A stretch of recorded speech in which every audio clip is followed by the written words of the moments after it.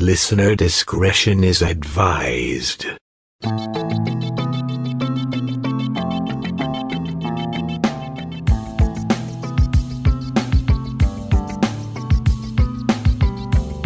True crime can be strangely fascinating. This true crime is odd, macabre, and haunted. I'm Diane, your guide into the shadows. Welcome to Phantasmal Crime.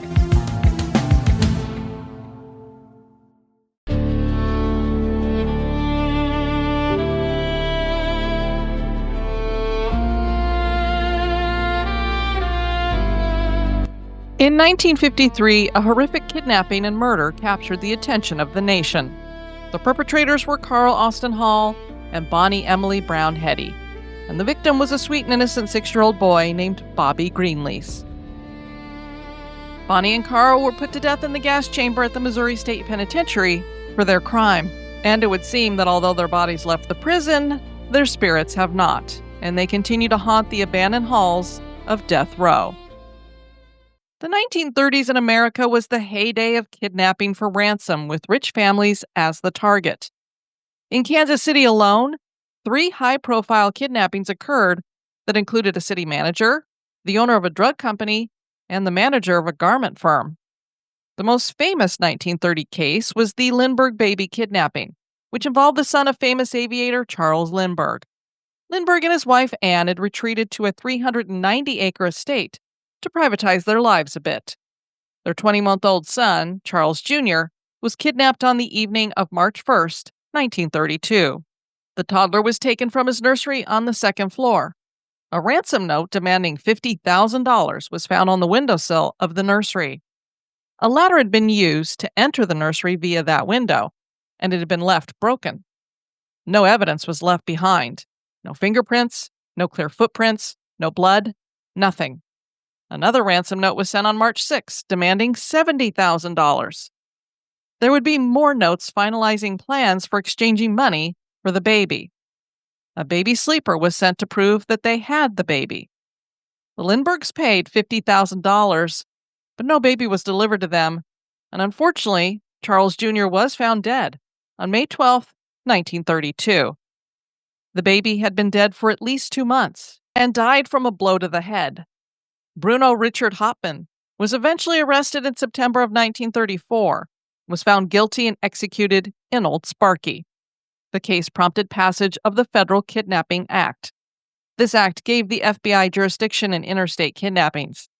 NBC News reported in 2006 that, quote, "Some who work in the Hunterdon County Courthouse in Flemington, New Jersey, say the ghost of Bruno Hopman is flipping on the courthouse's lights each night. The peculiar happenings have been going on since renovations started months ago to make the courthouse look like it did in 1935, when Hopman was convicted there of kidnapping and killing the toddler son of Charles Lindbergh.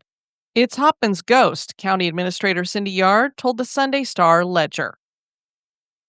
So perhaps these kidnappings and hauntings go hand in hand. Robert C. Greenlease Sr. was born to Charles and Julia Greenlease on the family farm in central Missouri. The family eventually moved to Kansas City, and his interest in vehicles was sparked. He was fascinated with these motorized, horseless vehicles. He decided to open an auto repair business in downtown Kansas City. He even tried his hand at creating his own car, which he dubbed the Kansas City Hummer.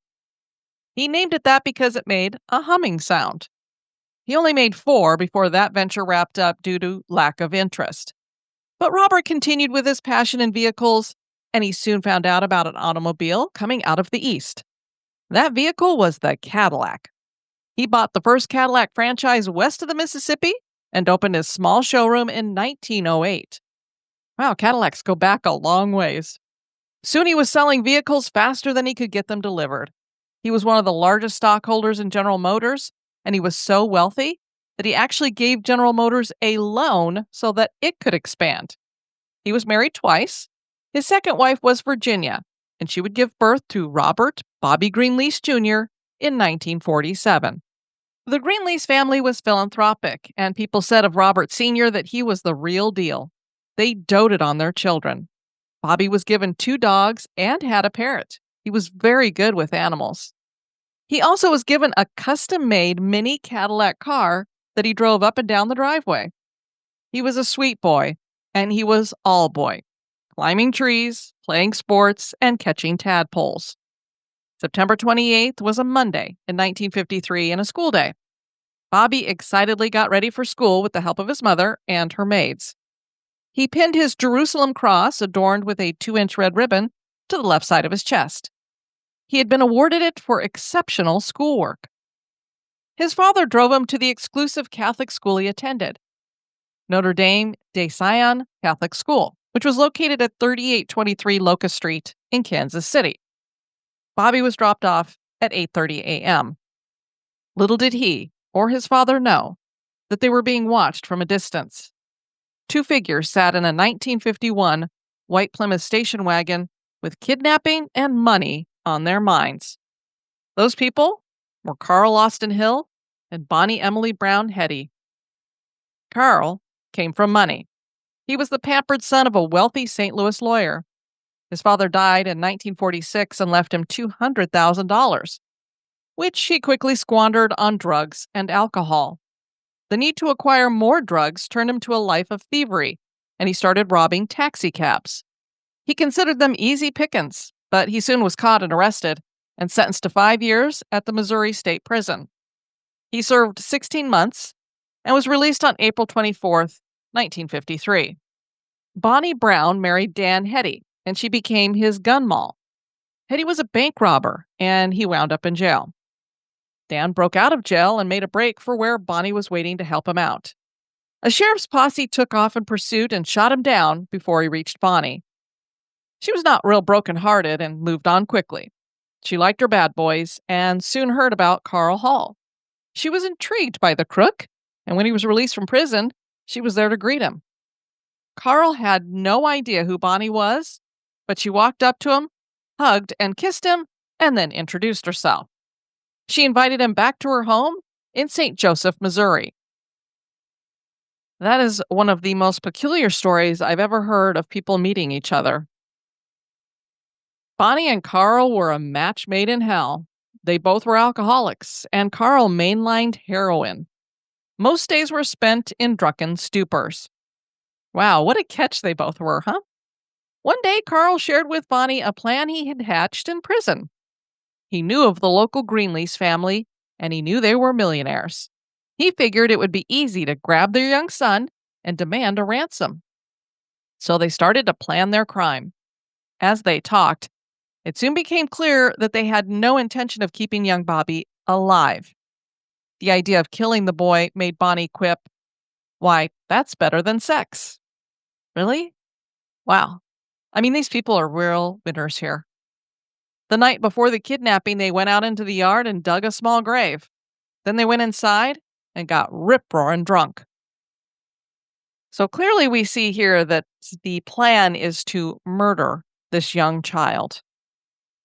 Bobby was writing his spelling words in his Big Chief tablet, which I think many of us older people remember having those, when Sister Morand came to the door of his classroom and spoke with his teacher. She told her fellow nun that Bobby's auntie was downstairs waiting for him. It was around 11 in the morning, and Bonnie had presented herself to Sister Morand as Virginia Greenlease's sister. She had used chlorophyll tablets to get rid of the smell of whiskey that was always on her breath. She told the nun that Bobby's mother had been rushed to the hospital with symptoms of a heart attack. She claimed she had been sent to get Bobby and to bring him to the hospital.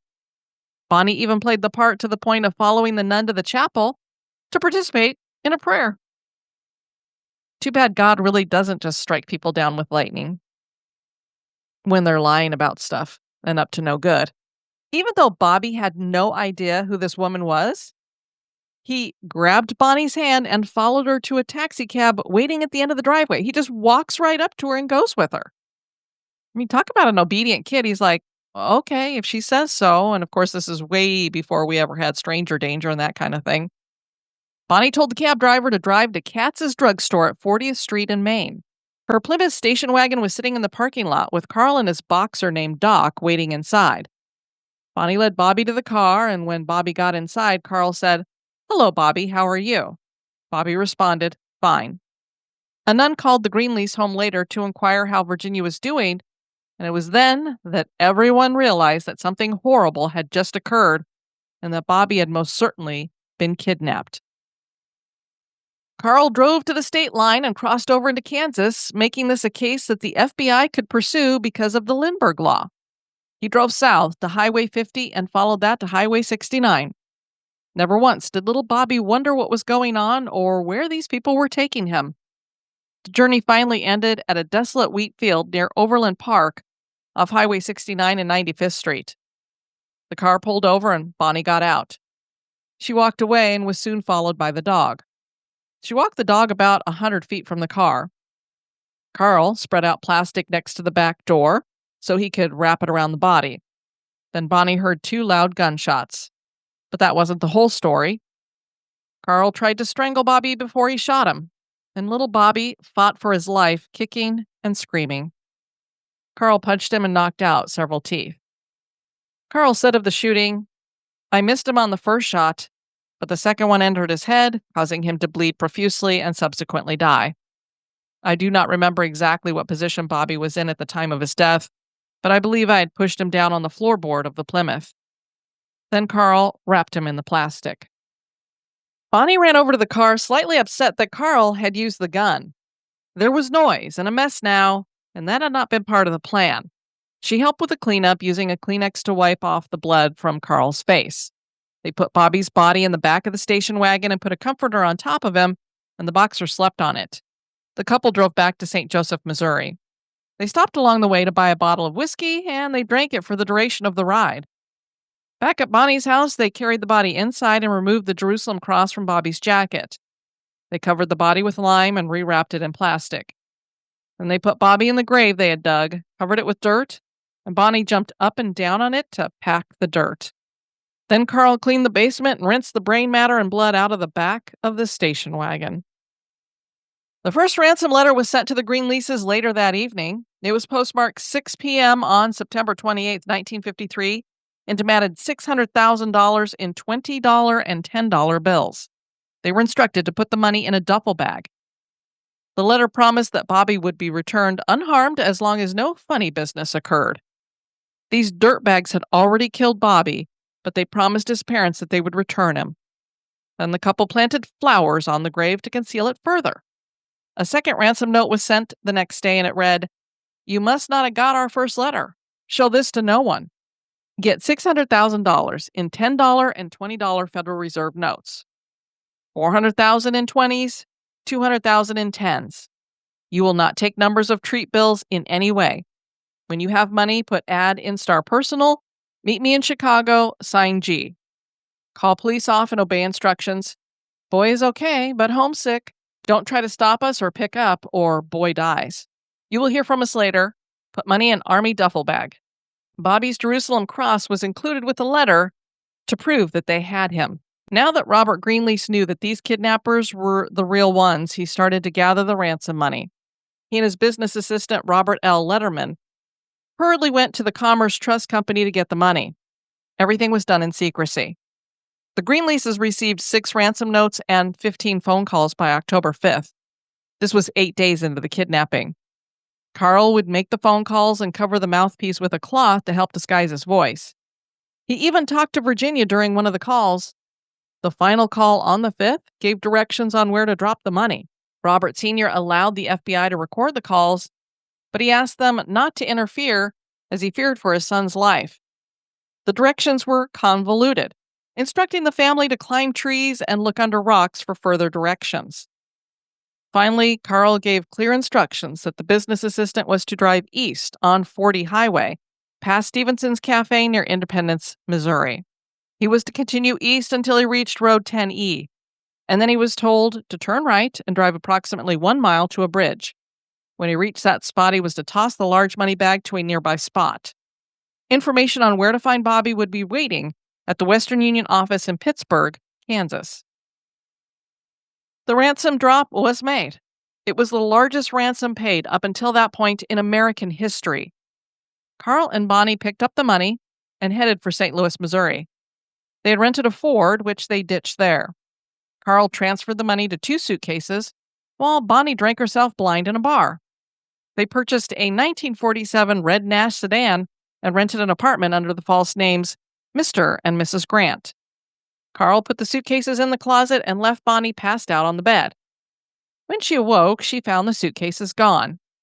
She went to a store and got milk, food, and whiskey, of course. She returned to the apartment and soon was met by the St. Louis police. They sent a handcuffed Carl to the front door, and she was arrested.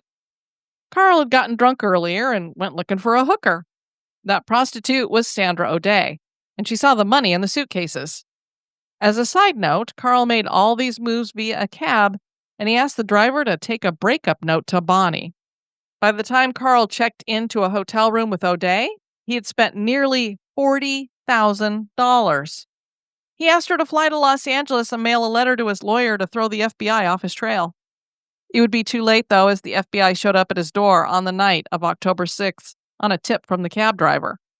They confiscated the rest of the $560,000, but no one saw them bring it in. Carl immediately told the FBI about Bonnie and where they could find her, and they used him to get her outside where she was arrested. No one knows what happened to $300,000 of the ransom money. It just disappeared. But a couple of officers were indicted on perjury charges. Some think Carl managed to hide it. Others think the mob was involved and stole some of it. And of course, if the FBI was confiscating the money, were they involved? The two lovers were interrogated and they wept.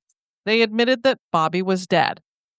Carl tried to blame another guy for shooting Bobby, and Bonnie claimed she helped with the kidnapping but was ignorant of the murder. Bobby's body was found by FBI agents at 8:40 a.m. on October 7th, 1953. He was buried near the porch of the Heady residence at 1201 South 38th Street in St. Joseph, Missouri. He had indeed been wrapped in a plastic bag, and a large quantity of lime had been poured over that bag. The Greenlease family dentist had to identify the body based on his teeth. Bloodstains were found on the basement floor and steps in the Heady residence. A nylon blouse and fiber rug also had blood on them. Some .38 caliber shell casings were also found in the house. These shell casings were examined by the FBI laboratory, and it was found that they had been fired from a .38 caliber snub-nose Smith & Wesson revolver in Hall's possession at the time of his arrest. The FBI laboratory also ascertained that a lead bullet recovered from a rubber floor mat in the Plymouth station wagon owned by Bonnie Heady was also fired from Hall's .38 caliber revolver. The United States versus Hall and Heady case lasted a mere 3 days, from November 16th to November 19th. A jury in the federal court recommended the death penalty after only an hour and 8 minutes of deliberations. Anytime the deliberations are that short, you know you're getting a guilty decision. And in this case, I would be recommending the death penalty as well. So 15 minutes after the verdict was announced, Judge Reeves sentenced both of them to be executed on December 18th, 1953. And he said, "I think the verdict fits the evidence. It is the most cold-blooded, brutal murder I have ever tried." They would die in the gas chamber at the Missouri State Penitentiary in Jefferson City. The two held hands and kissed before entering the gas chamber. There were 2 chairs in the chamber, so the lovers were executed together. They were blindfolded and cyanide gas was released into the enclosure. Bonnie was the second woman executed in Missouri history. She died 2 minutes before Carl. And while their bodies were removed from the prison, it would seem that Bonnie and Carl are still at the Missouri State Penitentiary. The Tennessee Wraith Chasers have investigated the prison and showed the results on their show, Ghost Asylum. EVPs were caught on death row. The most distinct word heard was a female voice saying, "love." This made the crew wonder if this was Bonnie referring to Carl. Ghost Adventures also investigated and caught a female voice in the gas chamber saying, "sorry." Bonnie was the only female killed in that chamber. Ghost tours and overnight investigations are offered at the prison. Midwest Spirit Seeker Society investigated, and during a dowsing session, they got interaction from the spirit of Carl, they believe. They also believe that Bonnie was moving the rods based on answers to questions. I watched the videos, and it did seem that something was moving the rods. Amy and Adam of Kindred Spirits joined TAPS in 2024 to investigate the prison. They heard breathing in the gas chamber when they reenacted knocking on the glass to indicate that the gas was coming. Is the Missouri State Penitentiary haunted by Bonnie and Carl? That is for you to decide. Thanks so much for joining me on this episode of Phantasmal Crime. Join me next time for another journey through the shadows. If you have a true crime that has something paranormal connected to it that you'd like to hear about, you can write me at historygoesbump@gmail.com. This has been a production of History Goes Bump.